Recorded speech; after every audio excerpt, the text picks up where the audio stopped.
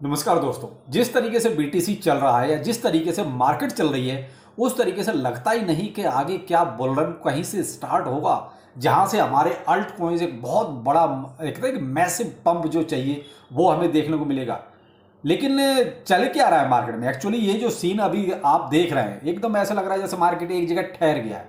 वजह क्या है? इतना कंफ्यूजन क्यों है मार्केट में? क्यों पंप डंपी उतना ज्यादा क्यों नहीं हो रहा? ठीक है, कल हुआ था, क्यों? और उसके बाद थोड़ा नीचे भी आ गया, ऐसा क्यों? ये सारी चीजें मार्केट में चल क्या रहा है? हमारे अल्ट कॉइन्स का क्या होगा? कहीं ये पंप वाले एक सीजन में जाएंगे या वहीं खड़े खड़े और नीचे गिर जाएंगे? क्या चल रहा है ये सब कुछ? चलिए बात करते हैं इसी पर और एक बुल रन जो उम्मीद करते हैं कब से शुरू होगा। तो अच्छा लगे तो लाइक सब्सक्राइब जरूर कीजिए, लेकिन लेटेस्ट अपडेट के लिए आप जो है ट्विटर टेलीग्राम को जरूर फॉलो करें, जहां पर आपको छोटे बड़े सारे अपडेट्स मैं पहले ही दे रहा हूं जो मार्केट में चल रहे हैं। जो मार्केट में चल रहा है वो आपको पहले ही मिल जाता है, लेकिन वीडियो बनाने के लिए ऐसा कुछ है ही नहीं मार्केट में जो कि चलो उसके लिए एक स्पेशल वीडियो बनाया जाए। लेकिन ये है कि चलो शाम को इंटरेक्ट हो जाता है आपके साथ, तो इस तरीके की वीडियो भी आ जाता है। पहले लेते हैं मार्केट में एक्चुअली क्या चल रहा है। बीटीसी आपका देखिए वही 96,000, 95,700, 95,800, 95,900 या 96,000, यानी अब 98,000 से भी नीचे आ गया। ये सब चल रहा है। लेकिन कल आपने ये देखा कि थोड़ा सा पंप हुआ था, लेकिन उसके बाद फिर लौट के वहीं आ गया।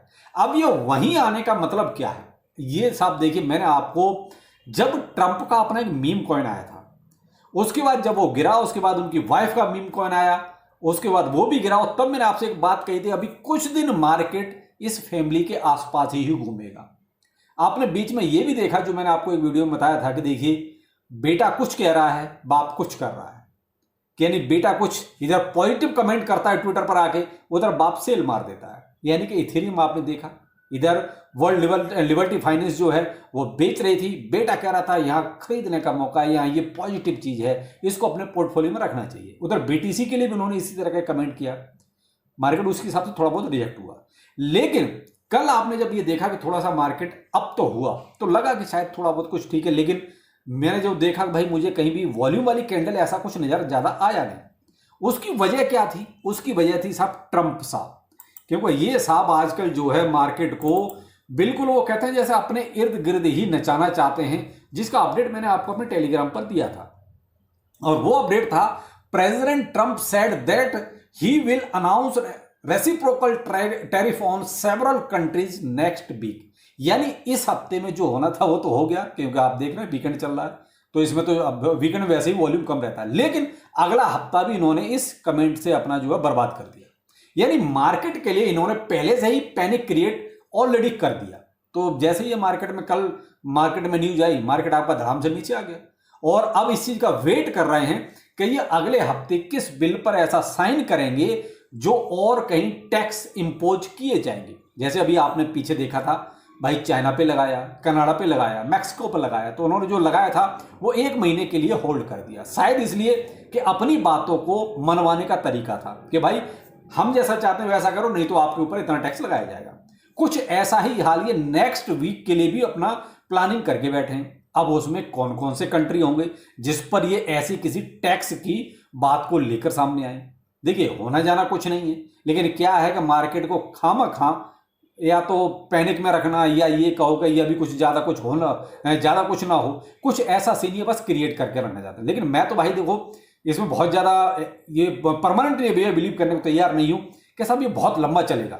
अभी क्या है कि नई नई एक तरह से, वैसे ठीक है प्रेसिडेंट पहले रह चुके हैं, लेकिन करंट में तो नए नए बने हैं, तो अभी फटाफट ये भी कर दूं, वो भी कर दूं, ऐसा भी कर दूं, वैसा भी कर दूं।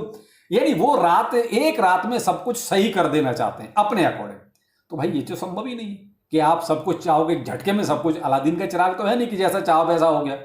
तो ये क्या है, कुछ इस टाइप के डिसीजन ले जा रहे हैं। दूसरा, इनको ये भी पता है कि हमारे डॉलर की ऐसी तैसी हो रही है। डॉलर को बहुत से लोग नेग्लेक्ट कर रहे हैं, यानी कंट्री से मतलब है मेरा, बहुत से कंट्रीज अब इंटरनेशनल ट्रेड में भी वो कोई ना कोई दूसरा ऑप्शन देख रहे हैं। तो वो भी इनकी सबसे बड़ी टेंशन है कि अभी तक हमारा वर्चस्व था उसमें कहीं ना कहीं डॉलर को साइड बाई किया जा रहा है। तो वो क्या है कि बस कंट्रियों को धमकाने वाला मुझे एक ये तरीका नजर आ रहा है, जो केवल अभी स्टॉक मार्केट पे इंपैक्ट डालेगा और आपके जितने भी और फाइनेंशियल इंस्टीट्यूट जो जुड़े हुए हैं उस पर ये पूरा इंपैक्ट डालेगा।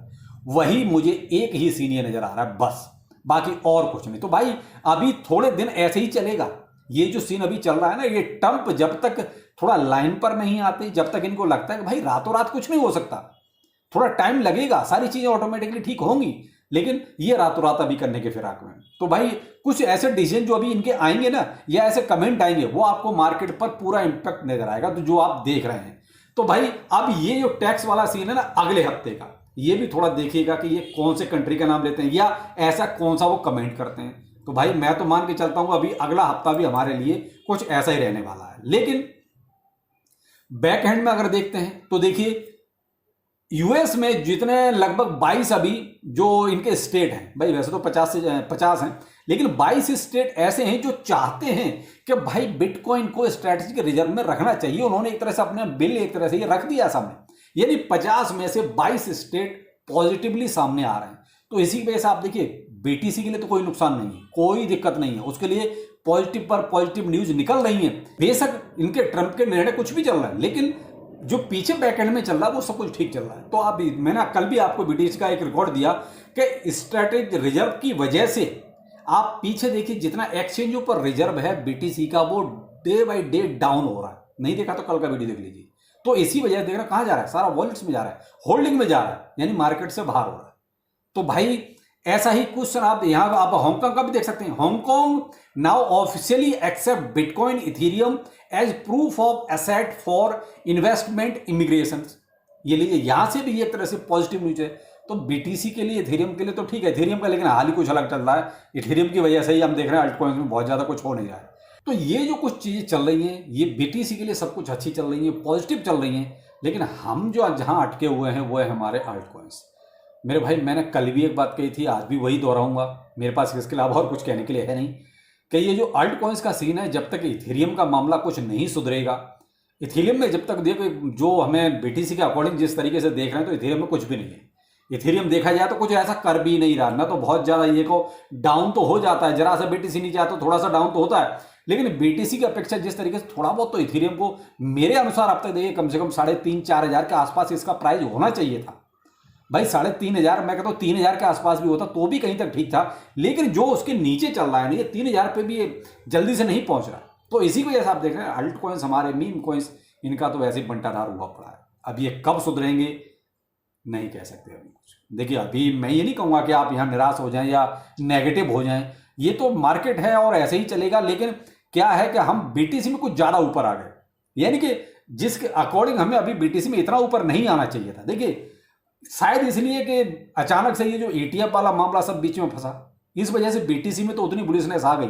अगर आप पीछे वाला बुल रन उठा के देखो तो अकॉर्डिंग टू बीटीसी हम अपने अल्ट कॉइन्स को भी ठीक ठाक लेके चल रहे थे, लेकिन इस बार बहुत ज्यादा गैप हो गया। बीटीसी कहां से कहां चला गया, अल्ट कॉइन्स वहीं के वहीं रह गए। तो ये सब क्या हुआ, जो ETF का जो मसला बीच में आया ना, इन्होंने उसको तो आसमान पे पहुंचा दिया, बाकी और सब रह गए नीचे। और उनका यूज क्या हो रहा है, अब यूज केवल उनका हो रहा है पंप डंप वाला, कि भाई अचानक से 100% आए, ऊपर करा दिया, लोगों ने सोचा भाई ठीक है सब कुछ ठीक हो गया, अब हमारे अल्टकॉइन चलने लगे, एंटर किए और वो बाहर हो गए। कहां ले जाके इन्वेस्टमेंट कर दिया, बीटीसी में। यानी पैसा अल्टकॉइन से कमा के लोग कहां डाल रहे हैं, अब बीटीसी में। तो इस वजह से आप देख रहे हैं अल्टकॉइन्स बहुत ज्यादा कुछ मूव कर ही नहीं पा रहे। अब मूव तो तब करेंगे ना जब वॉल्यूम उसमें जनरेट होगा। वॉल्यूम जनरेट नहीं होता, जितना जनरेट होता है उतना निकल जाता है, और वो निकल जाता है तो इन्वेस्ट कहां होता है, जाके बीटीसी में। इवन इथेरियम में भी इतना इन्वेस्ट नहीं हो रहा है। कोशिश की जा रही है वर्ल्ड लिबर्टी फाइनेंस की तरफ से, जो ट्रंप की ही एक तरह से कंपनी आप भी मान सकते हैं, कि भाई इथेरियम को प्रमोट किया जा रहा है। इथेरियम को बार बार वो बाइंग, भाई इथेरियम में बाइंग हो रही है, कर तो रहे हैं कोशिश, लेकिन अभी भी इथेरियम में वो रिजल्ट सामने नहीं आ रहा है जो चाहिए। फिलहाल जो कंडीशन है भाई, मैं तो हमेशा से आपको देखिए ये चार्ट हमेशा से बहुत दिन पहले से आपको दिखाता आ रहा हूं कि जब तक हम 95 और 91 के बीच में है तब तक तो, जो अपना पिंक जोन है यहां, तब तक तो डरने की बात नहीं है, तब तक मुझे ऐसी कोई ज्यादा प्रॉब्लम है भी नहीं। हाँ, अगर 91 के नीचे कैंडल्स अगर 4 आवरली में क्लोज होनी शुरू होती हैं, मान लो 1-2 कैंडल क्लोज हो जाती है, फिर थोड़ा सा जो है पैनिक वाली बात जरूर रहेगी कि बीटीसी और कितना गिरेगा। तो भाई फिलहाल मैं तो यही कहूँगा पॉजिटिव रहिए और मार्केट में कुछ ज़्यादा होशियारी ना दिखाओ तो ज़्यादा बेहतर है। बाकी आप खुद समझदार हैं कि ऐसी मार्केट में क्या किया जाता है और क्या करना चाहिए। चलिए फिर मिलते हैं किसी नए अपडेट के साथ। नमस्कार।